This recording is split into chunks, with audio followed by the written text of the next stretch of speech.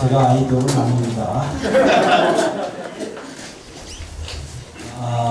조지아 애틀랜타에 있는 에모리 대학교에 여자 교수님 한 분이 있는데 그분이 최근에 쓴 책 가운데 책 제목이 얼마 전에 한국에서도 번역이 됐어요. 제목이 무엇이냐면 베베를 찾아서. 베베를 찾아서.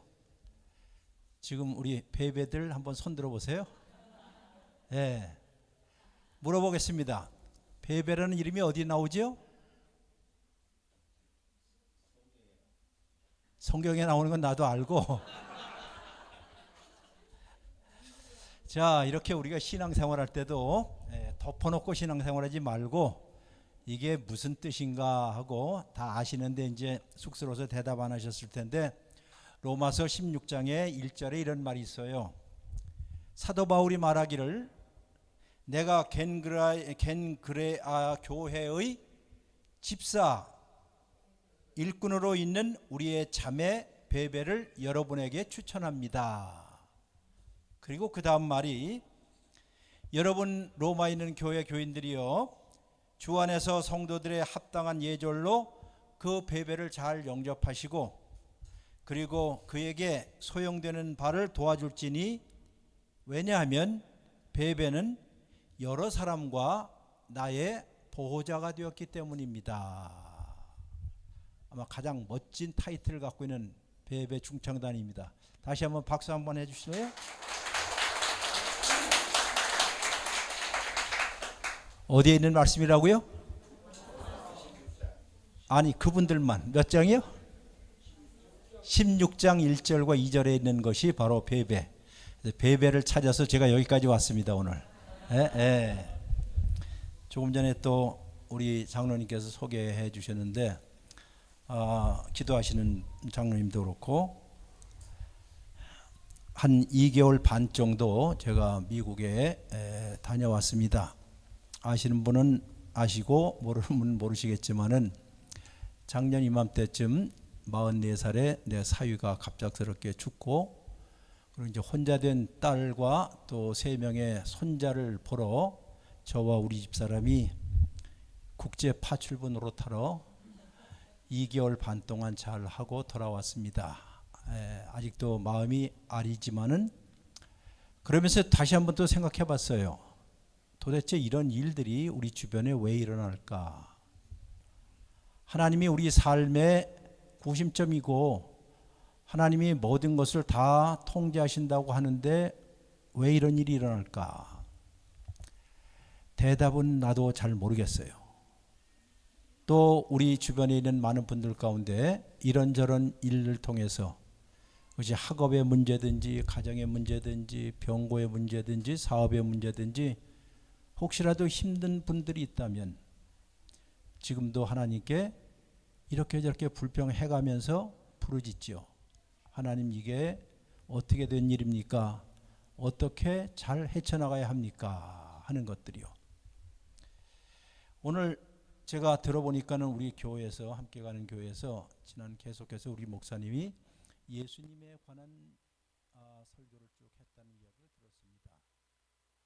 그래서 저도 거기에 맞춰서 예수님에 관해서 여러분과 저에게 오늘 소개 좀 할 이유가 있어서 특별히 오늘하고 내일 제목을 보시면 오늘은 우주의 중심 예수, 내일은 치유하시는 분 예수에 관해서 말씀을 증거하겠습니다. 수련회니까 여러분들이 마음을 갈고 또 마음을 닫고 또 새롭게 하는 것, 그 이유가 성경을 통해서 우리가 믿는 하나님의 말씀인 성경을 통해서 우리의 시선들, 생각들이 좀 더 분명해지고 밝아졌으면 좋겠다 하는 마음으로 여러분과 제가 말씀을 배우겠습니다. 라틴어에 카르멘 크리스티라는 말이 있습니다. 말 그대로 한다면 그리스도 찬가라는 노래입니다. 그리스도 찬가, 예수 찬가. 이것이 우리 학자들이 연구를 해본 결과 예수님 당시를 조금 넘어서 초대교회지요.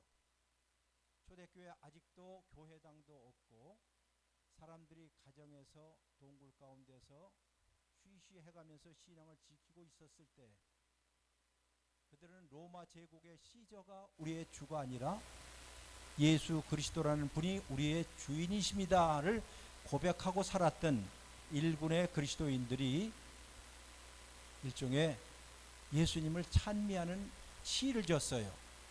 시. 그리고 이 시의 단편들이 신약성경 한 두서너 군데 지금도 남아 있어요. 그 중에 아마 대표적인 그리스도 찬미시라고 부르는 대표적인 구절이 시가 빌립보서 2장 6절로부터 11절까지입니다. 혹시 여러분들 성경 갖고 계시면 한번 펴보실까요? 초대교회 교인들이 예수님을 찬미하고 예수님을 찬양했던 찬미시의 단편이 거기에 있어요. 2장 빌립보서 2장 6절서부터 11절까지입니다. 자, 2장 6절의 첫 마디가 다 같이 시작. 스탑. 첫 마디만 읽으라고 그랬어요. 첫 마디가 뭐죠? 그는이죠. 네, 그는 바로 예수 그리스도를 찬미하면서 우리가 믿는 그는, 예수는 어떤 분이시다라고 이야기하는 내용입니다. 이게 시로 되어 있어요. 한번 그 내용을 한번 잠시 살펴봅니다. 예수는 원래 하나님과 하나님의 본체이시나 하나님과 똑같으나 하나님과 동등됨을 취할 것으로 여기지 아니하고, 즉 나는 신이다. 하나님, 예수님이 신임에도 불구하고, 하나님인데도 불구하고 나는 하나님하고 맞먹지 않습니다. 그렇게 생각하고 7절 보면 오히려 자기를 비워서, 여기 유명한 케노시스라고 전문적인 용어가 있는데 자기 비움이란 말이 있어요. 예수님께서 자기를 완전히 비워서 종의 형체를 가지사 종이 되었어요. 신이 종이 되었어요. 사람들과 같이 되셨고, 하나님이 사람이 되었다. 이거를 초대교회 교인들이 고백을 한 겁니다. 그리고 사람의 모양으로 나타나사 자기를 낮추시고 죽기까지 복종하셨으니 곧 십자가에 죽으셨습니다. 그러니 하늘에 하나님과 함께 계셨던 그 예수라는 분이 신이었고 하나님에도 불구하고 자기를 완전히 비워서, 자기를 완전히 비워내서 사람이 되어서 바닥까지 내려왔는데 어디까지 내려갔다고요? 죽음의 마지막 밑바탕까지 내려갔던 거예요. 죽음의 밑바탕. 조금 전에 여러분들이 사도신경을 고백했지요. 대답 좀 해주세요. 하셨죠? 거기에 예수님에 관해서 고백하면서 어떻게 하지요?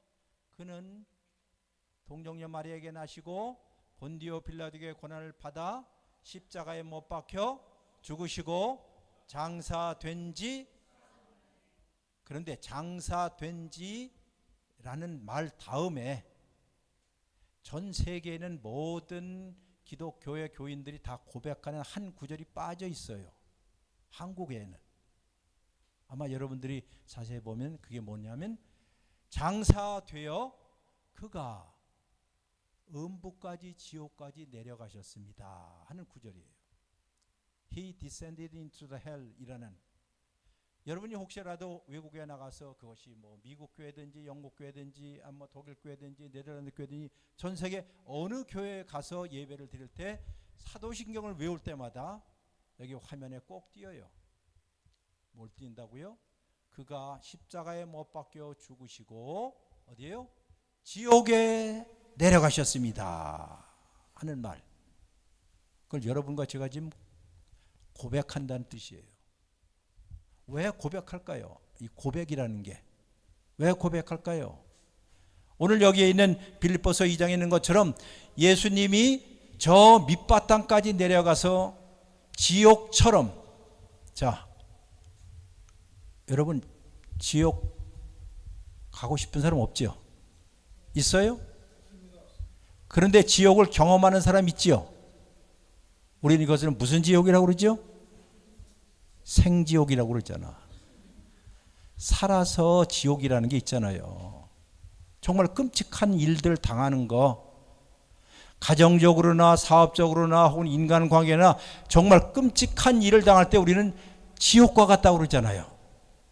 그런데 예수님께서 바로 그 지옥, 인간이 내려갈 수 있는 가장 인생의 밑바탕까지 내려가셨습니다를 우리가 고백하는 이유가 무엇입니까? 딱 하나일 거예요.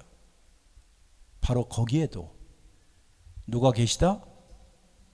주님이 계시다는 거예요. 그 주님이 우리를 다시 보듬어서 다시 위로 올라갔습니다 라고 하는 거예요. 부활했습니다 하는 거예요. 그 고백입니다. 여기서도 초대교회 교인들이 이 신앙 고백, 즉 까르멘 크리스티, 그리스도 찬미시라고 불렸던 이것을 낭송하고 모일 때마다 고백하고 찬미했던 이유가 그것이었어요. 그러면 여러분과 저의 신앙에 있어서 가장 중요한 것은 내가 어떻게 신앙생활을 잘할 것이냐가 중요한 게 아니라 내가 믿는 예수님이 누구인가를 먼저 아는 일이에요. 아마 그런 이유 때문에 예수님이 누군가를 분명히 알아야만이 그를 따를 거 아니겠어요? 따른다는 게 그거 아니에요. 여러분과 제가 예수의 제자가 된다는 말은 다른 게 아니라 예수님을 따름이라는 뜻입니다. 그럼 내가 따르는 그분이 누구인가에 대한 분명한 인식이 있어야 되고 알아야 하지 않겠어요? 자, 9절 보시면 이러므로 여기 이제 반전이 나오죠.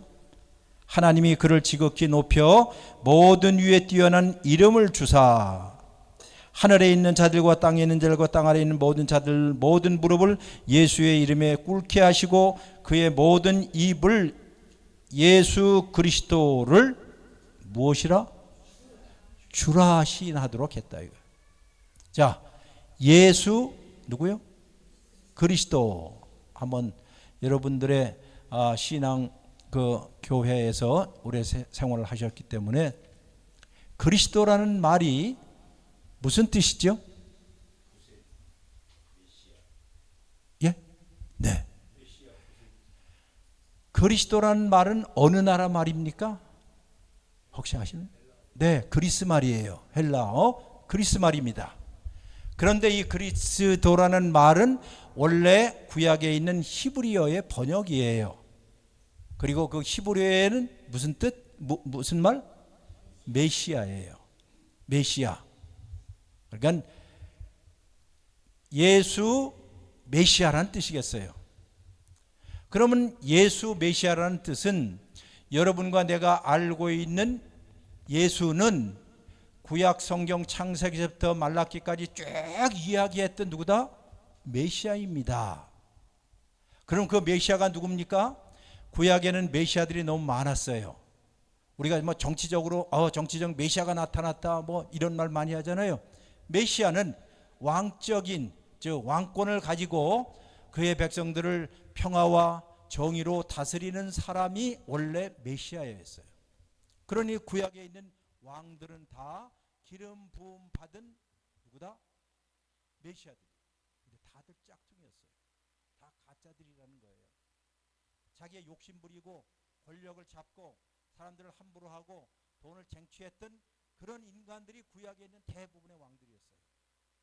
그러니 그들의 하나님께서 그들을 메시아로 섬겼을 메시아로 임명했을 때는 자, 이 나라를 정의롭고 공의롭게 그래서 이 땅에 평화와 샬롬이 오도록 그렇게 만들었는데도 불구하고 그 어느 누구도 그렇게 하지 않았어요.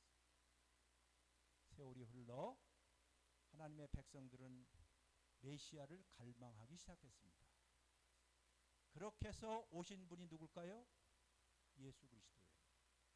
예수라는 분이 메시아라는 뜻이에요. 그러니 초대교회의 신앙 고백의 핵심은 예수님은 누구다? 메시아이십니다.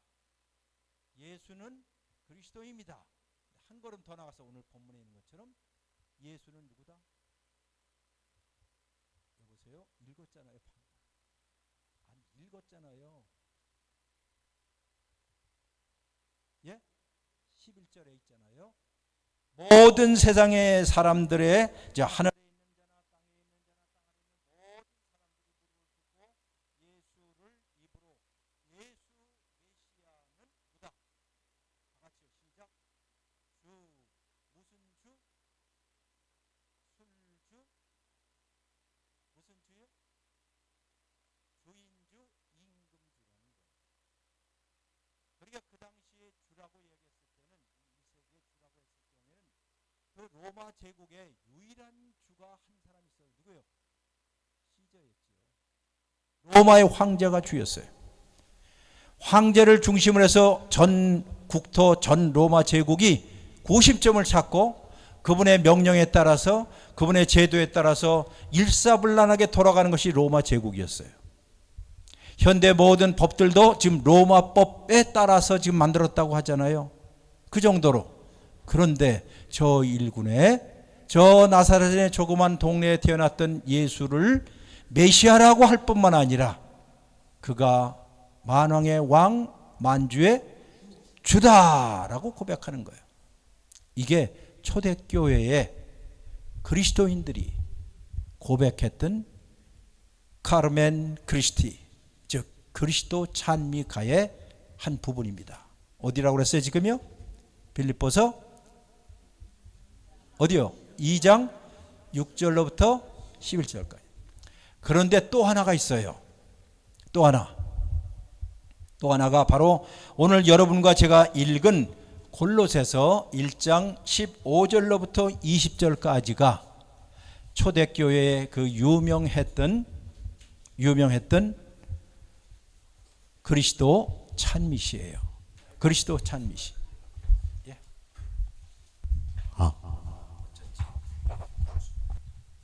그 마이크로 했다가 내가 한 15분 하면 다 나갈 것 같아요. 자, 들립니까? 그게 그거 같은데. 자, 골로새서 1장 15절로부터 20절까지 역시 그리스도 찬미가, 그리스도 찬양, 카르멘 크리스티라고 불렸던 유명한 단편입니다. 여기서도 첫 마디가 15절의 첫 마디가 무슨 단어지요? 그는 그렇게 나와요. 아까 빌립보서 2장에서도 그는으로 시작됐고 여기서도 그는으로 시작돼요. 뭐 이거는 여러분들이 꼭 외울 필요는 없지만은 전문적인 용어로 요 시가 나올 때는 제일 먼저 분사 구문으로 나와요. 누구누구는, 그는, 예수는 누구냐 하고 가르쳐 주는 것입니다. 근데 1절로부터 15절로부터 17절까지, 자, 15절로부터 17절까지가 이 찬미시의 1절이고요. 18절로부터 20절까지가 이 찬미시의 2절이에요. 2절. 그러면 무엇을 예수님이 누군가라고 지금 이야기를 하는가? 달리 말해서 쉬운 얘기로 여러분과 제가 예수가 누구인가에 대해서 배우는 시간이라는 뜻이에요. 아마 이거를 우리 목사님께서 저에게 요청도 했을 것 같고, 예수를 따르는 사람들에 관한 이야기 전에 여러분과 제가 예수를 따르기 위해서 예수를 믿는 사람이 되었다면 우리가 믿는 예수가 누구일까에 대한 분명한 이해가 있어야 한다 해서 오늘은 설교 반 강의 반 여러분들 이해를 돕기 위해서 그렇게 말씀을 드릴 테니까 이해를 해주시면 좋을 것 같아요. 여러분과 저의 삶의 구심점이 누구인가 하는 거예요. 여러분과 저의 삶의 구심점, 중앙점이 무엇인가, 누구인가에 관한 이야기입니다.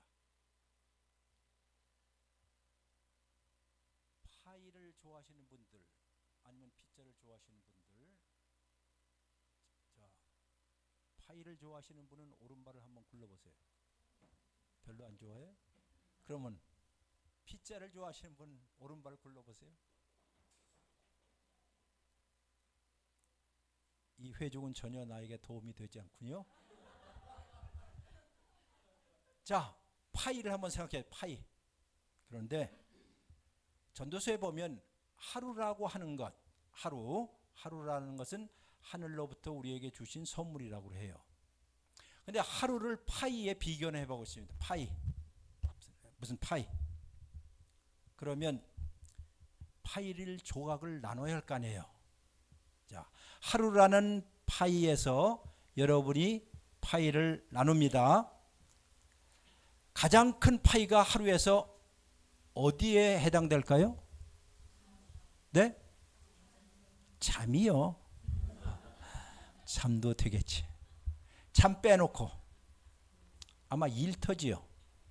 사업이나 일터가 하루의 파이 가운데 제일 큰 부분을 차지할 거예요. 틀림없습니다. 아니면 그 파이 가운데, 하루의 파이 가운데 여러분의 친구에게 할당되는 파이가 얼마나 될까?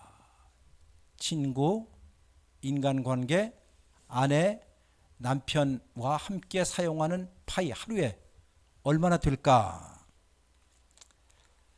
아니면 공과금도 내야 하고 면허증도 갱신해야 되고 보험료도 내고 또 우리 여성분들께서 또 남성분들께서 음식도 장만해야 되고 설거지하고 세탁기를 돌리고 남자들은 때때로 자동차를 또 고치기도 하고 하는 것들에 할당되는 파이가 있을 거 아니에요. 하루.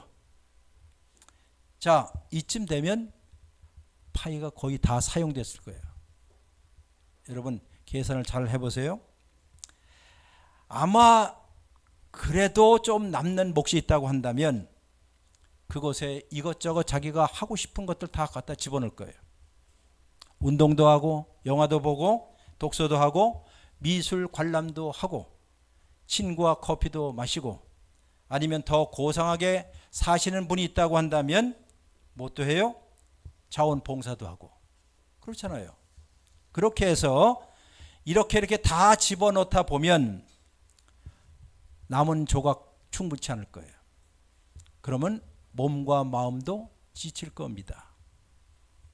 이처럼 우리 모든 삶이라는 게 복잡한 삶을 다 갖고 있습니다. 사람마다 다 다르지만 그런데 이 파일을 사용할 때 순서대로 오면 얼마나 좋겠어요. 아, 이번 파이 친구를 만나는 일, 또 내 뭐 사업에 한 일, 이런 것들이 순서대로 오면 좋으련만 한꺼번에 오지요. 갑작스럽게 닥쳐요. 이럴 때 우리는 어깨를 짓누른 짐들 가운데 굉장히 힘들어합니다. 감당하기 벅차기도 합니다. 때로는 힘들어 죽을 지경이기도 합니다. 그런데 왜 그러냐? 각 파이마다 마음의 헌신을 요구하기 때문에 여러분과 저에게 마음의 헌신을 다 요구해요. 남편은 남편대로 나에게 헌신을 요구하고 아내는 나에게 헌신을 요구하고 친구 관계라는 것이 굉장히 중요하기 때문에 이것도 거기에 헌신을 요구하고 직장에서는 사업이나 일터나 자녀 교육이나 등등 다양한 파이들이 여러분과 저에게 무엇을 요구한다고요? 마음의 헌신을. 다 같이요. 시작. 예. 신경을 많이 써야 하고 마음을 쏟아야 하는 경우가 대부분입니다. 이러다 보니까는 우리의 마음들은 늘 갈라져요. 갈라질 수밖에 없죠. 여기에 먼저 삶의 프라이어리티를 둘까? 아니 여기에다가 먼저 해야 할까? 이것이 급선무일까? 저 일을 먼저 해야 할까? 한 사람들에 있는 모든 마음들은 갈라진 마음이 될 수밖에 없습니다. 지금 내가 하고 있는 일들, 사업들 성공을 해야 할 텐데 어떻게 하면 사업에 성공할까? 어떻게 하면 이 직장 생활을 내가 성공할까 하는 일도 있지만 또 다른 것은 또 우리 인간관계에 성공을 해야만이 또 될 거 아니에요? 그러다 보니까는 크게 보면 우리가 하는 일과 사업이 아니면 그 가운데서 인간관계라고 불리는 것. 이 두 개의 파이가 우리의 삶과 여러분의 삶 가운데 가장 클 겁니다.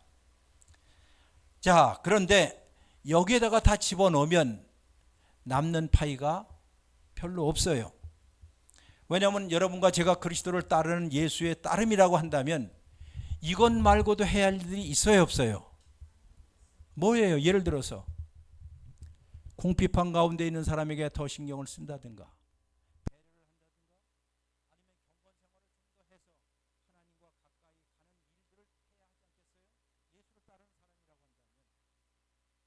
그런데 문제는 이것저것 다 하다 보니까는 이게 무슨 문제가 되냐면 산수의 문제. 계산하는데 문제가 생긴다는 것이에요. 왜냐하면 마음의 파이는 정해져 있는데,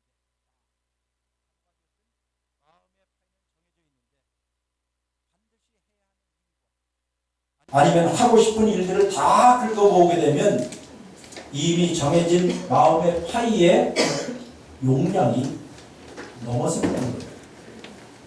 자, 이제부터 산수 계산하겠습니다, 여러분들. 잘 계산해 보세요. 마음의 파이 전체를 100이라고 하겠습니다. 이 중에 사업이나 일이 잘 되었으면 좋겠다는 마음의 파이가 40. 아니야, 그것도 있고 인간관계를 참 잘해야 돼. 살아보니까 인간관계의 마음의 파이가 30. 애들을 교육시켜야 되는데 요새 얼마나 힘들어요, 우리나라에서. 자녀 교육을 해야 하는데 시간과 돈을 투자하겠다는 마음, 이런 마음의 파이가 20이에요. 어떤 사람은 건강의 유지를 위해서 운동을 꼭 해야겠다. 이대로 했더니 안 된다. 해서 그 마음의 파이가 10을 줘. 어떤 사람은 그래도 내가 교회에 다니는데 신앙생활을 잘해야지. 신앙생활의 파이를 10을 줘요. 하루에 내가 성경을 하루에 한 장씩 읽고 내가 묵상을 해야지 하고 마음의 파이에 10을 줘요. 힘들어하는 친구를 찾아가서 전화를 하고 만나서 커피 한 잔을 마시고 이야기를 나누겠다는 마음의 파이가 10이에요. 자, 이 정도 계산은 얼마 나와요? 이야, 네? 아니, 산수 이렇게 그래요? 얼마요? 130이거든요. 그럼 뭐가 됐어요? 그렇죠. 용량 초과지요. 용량 초과예요. 남은 파이가 전혀 없습니다. 어디선가 또 줄여야 할 거예요. 어디에다 줄여야 할 것인가 하는 것이에요. 인간관계에서 줄여야 할까? 아니면 일과 사업하는 일에 줄여야 할까? 아니면 자녀들 교육시키는 일에서 좀 줄여야 할까? 그런데 여러분과 저는 다 누구예요? 신앙인 아니에요? 아니에요? 아니에요? 맞지요? 그렇다면 교회에 와서는 여러분이 사도신경 배울 때 전능하사 천지를 만드신 하나님 아버지를 나는 뭐라고요? 믿습니다 라고 이야기했잖아요. 그렇다면 셋 중에 하나만 믿어야 할 거 아니에요?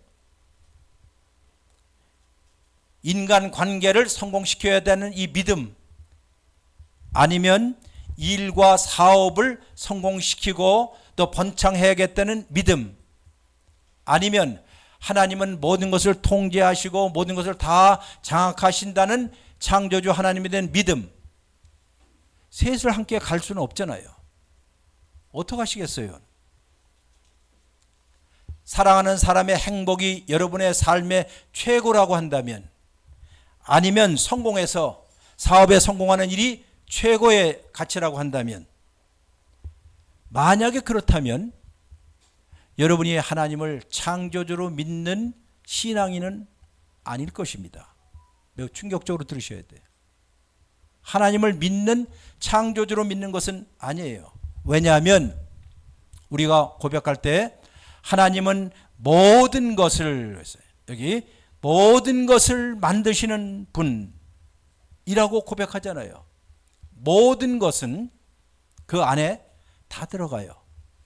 인간관계든지 사업이든지 건강이든지 무엇이든지 다 들어가는데 이 모든 것들을 메이커, 만들어 가시는 분이 하나님이시다라고 고백을 하는데, 그래서 이런 일들 때문에 오늘은 전문적인 용어를 쓰겠습니다. 대부분의 많은 그리스도인들은 자기의 삶을 통합적으로 조정하려고 하질 않아요. 그러면 통합적으로 조정하지 않기 위해서 만들어낸 게 무엇이냐? 저를 따라서 하세요. 구획화. 구획화. 네. 갈라진 마음들 있죠. 아까 여기에다 갈라진 마음들의 방 하나씩 다 만들어주는 거예요. 방 하나씩 다 만들어줘요. 칸막이 방들을 만들어줍니다. 왜 이럴까요? 이것은 다른 말로 해서 우리의 삶의 일관성을 갖지 못할 때 생기는 일이에요. 일관성을 갖지 못할 때 생기는 일입니다. 일관성을 갖지 못하게 하면 생기는 것이 구획화입니다. 구획화. 여기는 이쪽, 이건 이쪽. 달리 말해서 교회에 와서는 교인처럼 열정을 가지고 외치고 찬양을 해요. 그러나 일상에서는 하나님이 존재하지 않는 것처럼, 하나님 내 삶에 간섭하지 않는 것처럼 그렇게 생각해요. 그럼 뭐가 된 거예요? 이미 뭐가 됐죠? 구획화가 된 거예요. 편할까요? 안 편할까요? 편하지요. 여기서는 이렇게, 저기서는 저렇게 구획화를 시키고 있으니까. 그러나 문제는 이것들이 서로 상충할 때 혼란스러워지는 거예요. 혼란스러워져요. 자, 직장에 가서는 무자비한 상관 노릇을 하면서도 교회 와서는 하나님의 은혜를 믿는다고 외치는 거, 이게 구획화예요. 아니면 집에서는 매우 세속적인 생각을 하면서도 교회에 와서는 오직 하나님의 은혜라고 이야기하는 사람들, 아마 상당 부분 이럴 거예요. 자, 이런 사람들은 삶을 두 부분으로 나눕니다. 하나는 세속적인 영역이고 하나는 신성한 부분이라고 나눠요. 예를 들어서 주일은 거룩한 날이고 월요일부터 토요일은 우리가 일상의 보통 세속적인 날이야. 나머지 6일은 세속적인 날. 한번 물어봅시다. 10의 1조라고 그러죠. 10의 1은 누구 것입니까? 그거 뜨끔해요? 이 말이에요. 10의 1은 누구 거예요? 하나님 거라고 이야기를 하지요. 한다고 해주세요. 그럼 10의 9는 누구 거예요?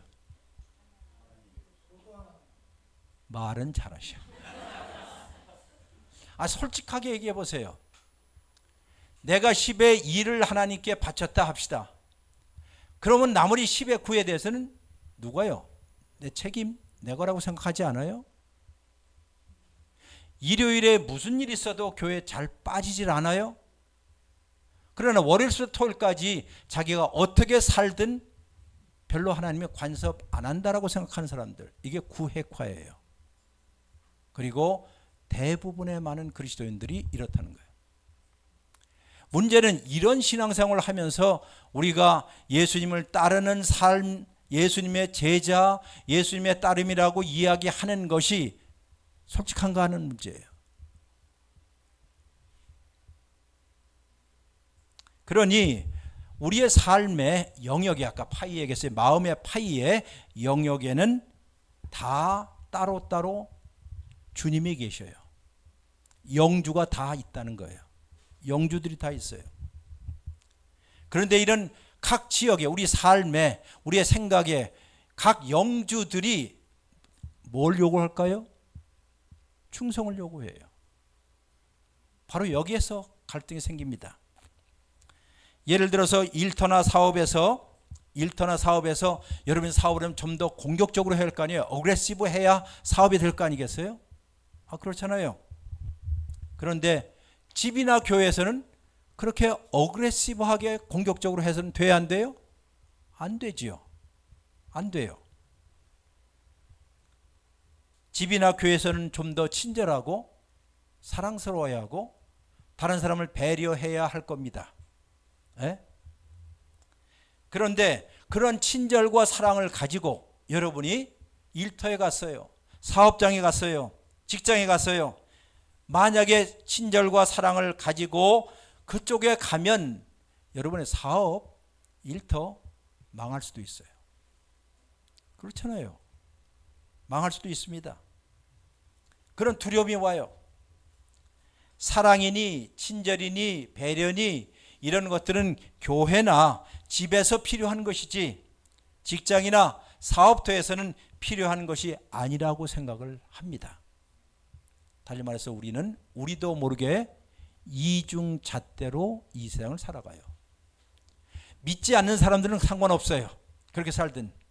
그런데 우리의 갈등이 바로 여기 있어요. 여러분과 제가 이런 늘 모든 순간순간마다 이중잣대로 살아갈 가능성이 지극히 높다는 거예요. 이 말의 뜻이 무엇이죠? 삶의 한 영역에 가면 영역에서 다른 영역으로 가게 되면 전혀 다른 세상이 펼쳐지고 전혀 다른 세상으로 들어가는 것이 되고 그곳에서 우리는 전혀 다른 사람으로 우리가 어떻게 해요? 바뀌어가요. 자기도 모르게 바뀌어가요. 그런데 문제는 이 영역에 갔다 이 영역에 갔다 거기에 가서 충성했다 이쪽 왔다 갔다 하면서 우리는 사고의 균열이 생깁니다. 생각이 균열돼요. 쉽게 이야기하자면 터져버려요. 이런 이유 때문에 누군가에게 내가 친절해야지 사랑해야지 했는데 그만이야 참지 못하고 폭발하잖아요. 터져버려요. 그리고 자기 자신을 주체하지 못하게 됩니다. 영어에 integrity라는 말이 있습니다. 이 단어가 아마 웬만하면 다 아실 텐데 인테그리티는 말은 일관되다 혹은 무결, 흠이 없다 아니면 순전하다 하는 뜻을 갖고 있는 단어예요. 그런데 이 단어를 옥스퍼드 영어 딕셔너리에서는 다음과 같이 정의를 내립니다. 일관성이라는 인테그리티를 첫째로 갈리지 않고 깨어지지 않고 나눠지지 않고 섞이지 않고 구조적으로 건전하고 안정감이 있는 상태를 가리켜서 인테그리티 일관성이 있다라고 얘기해요. 근데 건축학에서는 다리를 건축하잖아요. 다리를 짓잖아요. 다리에 대해서 말할 때는 뭐라고 얘기한 거냐면 structural integrity라고 해서 구조적 무결성이라고 하는 구조적 무결성 다시 말해서 구조적으로 결함이 없다 하는 전문적인 용어가 돼요. 즉 다리에 결함이 없기 때문에 못하다 안전하다는 뜻이에요. 안전하다. 다리의 유일한 목적이 무엇입니까? 다리의 유일한 목적이 있다면 안정성일 거예요. 그 안정성을 위해서 모든 부분들이 다 각 영역들이 각 부속들이 각 부분들이 단단하게 제 역할을 할 때 우리는 구조적 무결성이라고 그래요.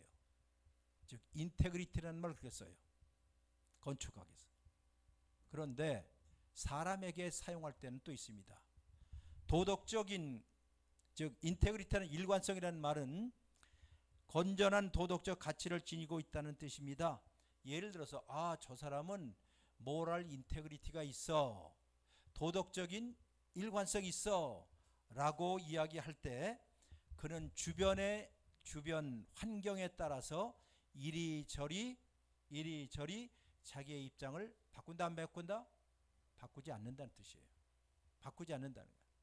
이럴 때는 이렇게 하고 저렇게 할 때는 저렇게 하는 것이 아니라 주위 환경에 상관없이 자기의 입장을 바꾸지 않는 것을 가리켜 도덕적 일관성이라고 얘기합니다.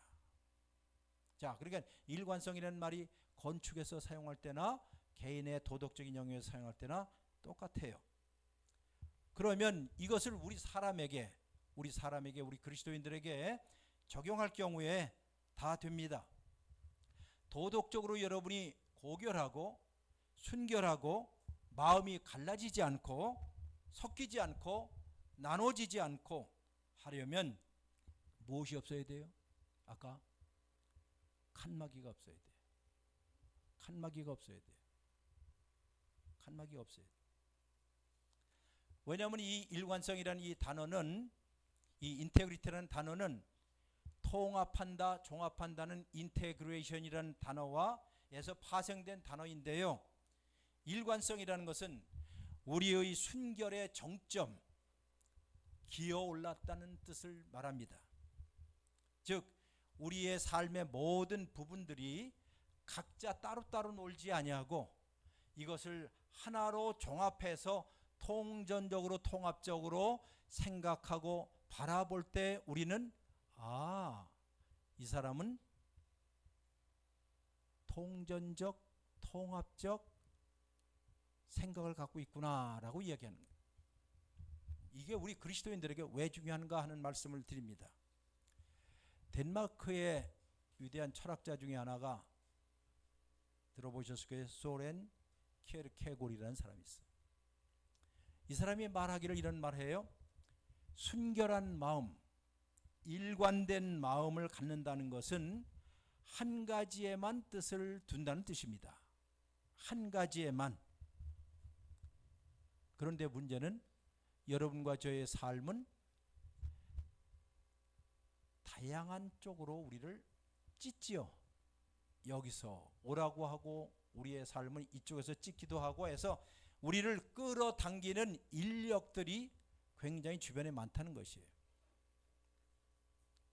모든 일들은 각 변화하는 방향에서 규칙도 있고 끌어들이는 인력들이 있기 때문에 계속 뽑아대요.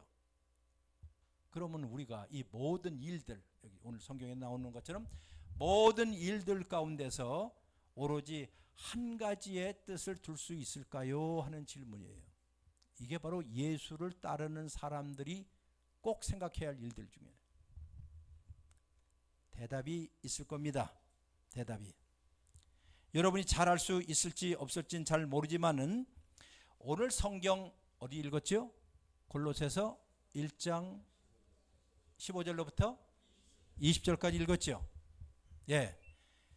골로새서 1장 15절부터 20절까지가 설명하는 것 중에 하나가 한번 성경 보겠습니다. 16절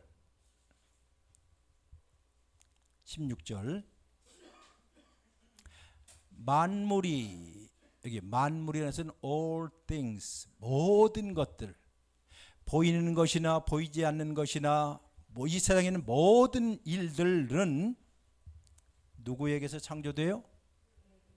예? 그가 누굴까요? 여기에 중요한 것은 예수가 누구다? 창조주라는 거예요. 초대교회 교인들의 신앙의 핵심 중에 하나가 이거예요. 따로 놀게 되면 다리는 무너져 내리죠. 달리면서 여러분의 삶과 저의 삶 속에는 다양한 파이들, 마음의 파이들, 우리에게 충성을 요구하는 다양한 영주들이 있는데, 그 영토들이 있는데 이 영토들을 하나로 묶을 수 있어서 그 중심에 누가 계시다? 하나님, 예수님이 계시다, 그 뜻이에요. 예수님이 계시다는. 따라서 교회 일들뿐만 아니라 집안 일들뿐만 아니라 모든 일들의 모든 것, 심지어 이익을 내는 장사가 되었든 혹은 여러분의 능력을 보여주는, 직접 능력을 보여주는 일까지도 누구에게 연결되어 있어요? 예수에게 연결되어 있습니다. 이것을 믿느냐는 거예요. 이걸 정말 믿느냐, 이게 진짜 예수를 따름이들이라 이거예요. 우리가 잘하는 일들, 잘하는 일들, 우리가 자랑스럽게 생각하는 일들 뿐만 아니라 우리가 그분에게 보여주고 싶지 않은 것들 있죠. 우리의 실패들, 우리의 잘못들, 우리의 죄악들, 심지어 수치스러운 일들까지도 누구 안에 연결되어 있다? 예수 안에 연결되어 있습니다 하는 고백입니다. 우리가 통제하지 못하는 일들, 우리의 생각을 넘어서는 일들, 때때로는 우리가 통제하는 일들, 이 모든 일들마저도 예수님 안에서 서로 함께 연결되어 있다는 것이에요. 제가 이 성경을 읽고 반복해서 읽으면서 저도 큰 은혜를 받았던 이유 중에 하나가 아까 그 얘기예요. 왜 나에게, 우리에게 이런 일들. 하기야 지난 10월 30일 바로 30일 날 우리 사유가 죽었는데, 그 사이에 한 보름 사이에 우리 사유 죽고 우리 사돈 영감의 아내, 그리고 우리 사위의 엄마도 갑작스레 세상 떠나고 75살에, 그리고 저희 큰 외숙부가 세상 떠나고, 우리 넷째 외숙부가 세상 떠나고, 그리고 우리 막내 외숙부 여기 그 운정에 사시는데 폐암으로 해서 지금 4기 말기를 지나고, 얼마 전에 제가 다녀왔던 일본 나가노에서 잠깐 집회했을 때에 거기에 있는 분들 이야기를 들으면서 얼마나 가슴이 아팠는지, 어느 분은 다발성 경화증 때문에 급작스럽게, 며느리는 난소암으로 죽고 아들은 지체 장애자고, 뭐 온갖 일들을 다 들으면서 도대체 혼란스러운 이 세상 가운데서 구심점이 있을까 하는 거예요. 그리고 다시 한번 하나님의 말씀을 통해서 힘을 얻는 이유 중에 하나가, 그래, 여기에 보면 우리가 통제하는 일이나 통제할 수 없는 일이나 우리가 자랑스럽게 생각하는 일이나 아니면 내가 수치스럽게 생각하는 일이나 나의 실패나 나의 성공이나 이 모든 것들이 누구 안에서요? 예수님 안에서 서로 연결되어 있다는 사실. 내 삶의 구심점이 무엇인가, 우리의 삶의 구심점이 어디에 있는가 하는 것들을 새롭게 인식할 때에 비로소 여러분과 저는 예수의 참 제자라의 첫 번째 발을 디딜 수 있다는 것이에요. 모든 것들이 그리스도 안에 연결되어 있다는 말입니다. 자, 여기 5절 안에 몇 절 안에요? 5절이잖아요. 5절 안에 모든 것 혹은 만물이라는 단어가 6번이나 나와요. 그리고 강조한다는 뜻 아니에요. 6번씩이나 만물, 모든 것들, 즉 다라는 뜻이죠. 다. 이 세상에 여러분과 저의 삶의 그 어떤 것 하나라도 예수 그리스도와 연결되지 않은 것은 있다 없다? 없다, 그 얘기예요. 이걸 믿습니까 하는 거예요. 네덜란드의 저명한 신학자인 아브라함 카이퍼라는 분이 이런 말을 했어요. 그리스도께서 이거는 내 거야, 이것은 내 것이야, 이것은 나에게 속해 있어 라는 주장이 적용되지 아니할 인간사의 그 한치의 땅도 있다 없다? 없다. 아주 유명한 말이에요. 다시 한번 생각해 보세요. 예수 그리스도께서 이거는 내 거야, 이것은 나에게 속해 있어 라고 하는 그 주장이 적용되지 아니하는 우리 인간사의 그 어떠한 영역도 한치의 땅도 있다 없다? 없다. 이 이야기. 이 말은 뜻은 예수 그리스도 안에서 우리와 함께 계시는 하나님은 모든 것들 안에서 발견될 수 있다는 것이에요. 여러분과 저의 실패 안에서도 예수님을 발견할 수 있고, 그렇죠, 구세주이기 때문에 우리의 성공에서도 예수님을 발견할 수 있고, 우리의 삶을 잡아당기는 수많은 일들 가운데서 우리가 좌로나 우로나 치우치지 않고 우리의 삶의 중심점, 구심점이 예수 그리스도이십니다. 우리는 믿습니다 라고 고백하는 사람들이 예수 따름이가 고백하는 내용들이에요. 이것이 우리가 교회 나오는 이유가 무엇일까요? 여러분이 교회 이 수련회 하는 이유가 뭘까요? 뭐 많겠지만은 우리의 마음의 칸막이로부터 나와서 보호소를 찾기 위함이다. 생츄어리를 찾기 위해서예요. 우리가 교회에 나오는 이유는 그리스도에 대한 비전과 시력을 다시 한번 회복하고 그분 안에 깜짝 놀라게 일을 하실 때 그분을 알아보게끔 하기 위해서 교회에 나오는 것이에요. 그러니까 여러분과 제가 신앙의 시선이 깨끗하고 맑기 시작하면 누가 보인다? 예수님이 보인다는 거예요. 어느 환경, 어느 처소에서도 예수님이 우리의 삶의 구심점이 될 것이다.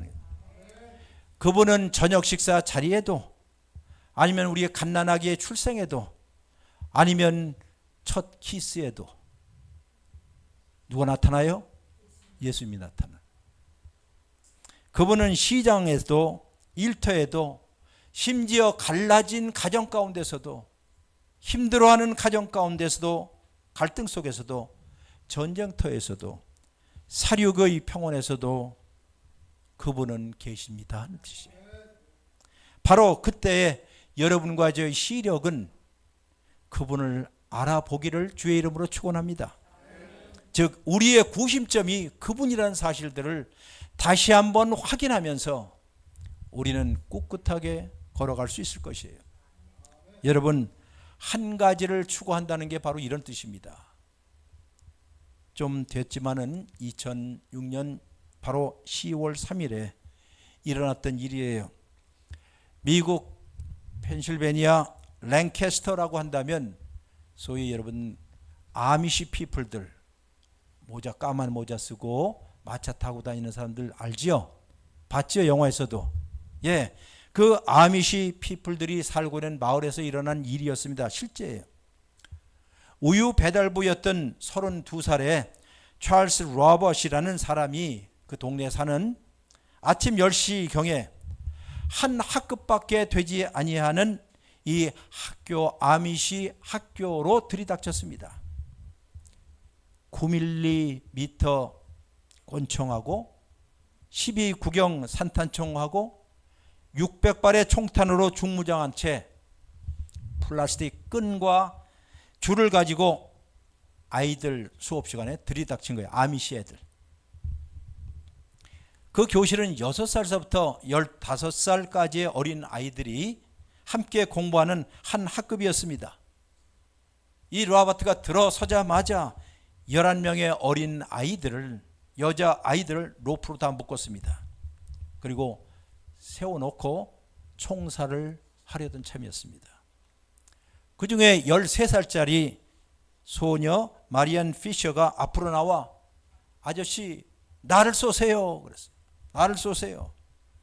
나머지 학생들을 위한 시간을 벌기 위해서였습니다. 그러자 그 피셔의 여동생인 바비가 나타나서 찰스 아저씨 두 번째로 저를 쏴주세요 라고 하였습니다. 그러나 이 범인은 무자비하게 총을 갈게 됐어요. 그리고 6명이 현장에서 즉사했습니다. 경찰이 투입되기 직전에 찰스는 스스로 목숨을 끊었습니다. 미국 사회 전체가 경악을 했습니다. 저도 그 사실을 너무 알고 있었기 때문에. 그런데 이 공포와 경악이 놀라움으로 변하는 일들이 며칠 후에 일어났어요. 그것은 이 비극적인 사건을 견디고 극복해냈던 신앙 공동체, 아미시 피플들, 정말 신실하게 살고 있었던 그리스도인 공동체의 경건하고도 성숙한 모습 때문이었습니다. 이 비극을 극복해내는 그들의 도덕적인 힘, 신앙적인 힘에 대해서 모든 사람들이 놀랐어요. 그리고 얼마 후에 이 동네의 아미시 공동체, 신앙 공동체는 2가지 종류의 추모 기금을 만들었습니다. 하나는 희생된 자녀들의 가족을 위한 기금, 그리고 다른 하나는 살인자 로버트의 남은 가족들, 그의 아내와 그의 어린 두 자녀를 위한 기금을 둘로 모았습니다. 아미시 공동체는 자기들의 딸을 살해했던 그 살인자를 기꺼이 용서하고 그 살인자의 장례식에 참석하여 그의 남겨진 그 부인과 그 아이들을 위해서 헌금했습니다. 이거는 정말 역사에 남는, 그래서 나중에 여러분 책도 나왔어요. 아미시 그레이스라는 책으로. 아마 읽어보시면 알 거예요. 우리는 이런 이야기를 듣고 저게 가능할 것인가 라고 할 거예요. 고민스러운 질문이 떠나지 않습니다. 어떻게 그럴 수가 있을까? 하나님에 대해서 분노했던 그 살인자가 있었어요. 그가 남긴 유서에 따르면 9년 전에 미숙아로 태어났던 그 자기의 아이, 어린 아기 엘사가 20분 만에 죽은 후에 그가 하나님에 대한 원망이 불투있어요. 이런 하나님은 내가 도저히 용서할 수 없다. 그러나 다른 한편으로서 하나님께 용서하라고 했기 때문에 살인자를 용서하고 그 살인자의 자녀를 돌보았던 희생당한 가족들도 있었어요. 두 개가 같이 갈 수 있을까요? 하는 거예요. 갈라졌잖아요. 어떻게 이런 일이 있을 수 있을까? 나는 이렇게 생각해요. 그들이 그렇게 할 수 있었던 것 중에 하나는 그들의 moral integrity, 신앙적 일관성, 도덕적 순수성, 즉 그들의 일관성은 갈라지지 않도록 그 가운데 누가 계세요? 예수 그리스도라는 분이 있다는 사실들을 그들은 온 몸으로 알았을 뿐만 아니라 그의 삶으로 구현해낼 수 있었다는 것이에요. 왜냐하면 그 예수 그리스도가 창조주일 뿐만 아니라 또 뭐라고요? 구원자야. 이 비천하기 그지없는 인간을 구원하실 분이 그분이라는 사실들을 그들은 알았기 때문에 혼란스러운 이 가운데서 일관성을 잊지 않고 함께, 여러분, 그들이 마차를 타고 검은 복장을 하고 농사를 짓는 일과 성경 공부를 하고 기도 생활을 하는 일들 때문에 그런 것은 아니었어요. 그들의 일관성은 오늘 성경에 있는 것처럼 모든 일들, 여러분의 삶의 모든 일들, 만물들 안에 발견될 수 있는 딱 한 가지, 누구요? 예수 그리스도를 추구하는 삶이었다는 거예요. 이게 진짜 예수님을 따르는 삶이라는 거예요. 이게 진짜 예수님을 따르는 삶이에요. 그들이 슬픔과 비애를 견디게 하는 것은 가장 어둡고 공포로 가득한 그 캄캄한 순간에 예수 그리스도께서 그 교실에 계셨다는 것을 믿고 있었기 때문에 가능했을 거예요. 그들이 그들의 살인자와 그 살인자의 가족을 돌보게 되는 것도 구세주께서 그 살인자의 가정에도 계시다는 것을 믿었기 때문일 거예요. 그렇습니다. 예수 그리스도의 마음은 그들의 죽은 어린 자녀들뿐만 아니라 그 미친 살인자의 자녀들을 위해서도 예수님의 마음은 깨어지셨어요. 지금도 어떤 어린아이의 생명이 파괴되고 있을 때, 그것이 학교의 폭력에 의해서든지 아니면 중산층 가정에서 성공하라는 부모의 강한 압력 때문에 서서히 깨어지든 상관없이 우리의 주님의 마음도 깨어지고 있어요. 그리스도의 마음도 깨어지고 있어요. 왜냐하면 그분의 모든 일들에 대해서 책임을 갖고 있는 것은 아니지만 그분은 모든 일들 가운데서 여러분과 제가 발견할 수 있는 분이 예수 그리스도이기 때문이에요. 예수 그리스도는 우리의 삶의 모든 불공평하고 정의롭지 못하고 혼란스럽고 억울하고 충돌하는 모든 일들 가운데서 발견될 수 있는 분이 예수 그리스도여야 한다는 것이에요. 이 사실을 여러분과 저는 믿어야만 할 것입니다. 믿으시기 바랍니다. 왜냐하면 우리는 우리 스스로 우리의 삶을 보듬을 수도 없고 일관되게 만들 수도 없기 때문이에요. 예수 그리스도는 우리의 삶의 모든 것들의 우주의 중심입니다. 우리의 삶의 중심이 되시기를 주의 이름으로 축원합니다. 모든 것을 하나로 묶어주는 구심점이 있다고 한다면 왜 여러분 삶 속에 다양한 칸막이들을 갖고 계십니까? 그 칸막이들을 부수고 예수 그리스도 안에서 통전적으로 종합적으로 온전한 삶이 되시기를 주의 이름으로 축원합니다. 결론입니다. 저와 여러분은 그분을 모셔드리세요. 그분의 주권을 인정하세요. 통일된 삶을 추구하세요. 그러면 진짜 행복하실 것입니다. 왜냐하면 그분은 우리의 중심이시고 우주의 중심이시고 우리의 중심을 잡아주시는 분이 주님이시기 때문입니다. 나도 그렇게 믿고 여러분도 그렇게 믿기를 바랍니다. 기도합시다. 자비로우신 하나님 아버지, 오늘 우리가 예수를 따르기 위하여 그 예수가 누구인지에 대해서 진정으로 배우고 싶습니다. 우리의 삶의 중심점이 되시고 우리의 삶의 온갖 환경과 조직 가운데 우리의 시선이 맑아 그분을 발견하게 하여 주옵소서. 우리 함께 가는 교회가 예수 그리스도를 중심으로 세워지고 예수 그리스도를 중심으로 이루어가고 각 가정과 각 삶이 우리의 주이신 예수 그리스도 안에서 참 행복을 누리게 하여 주옵소서. 예수님의 이름으로 기도했습니다. 아멘.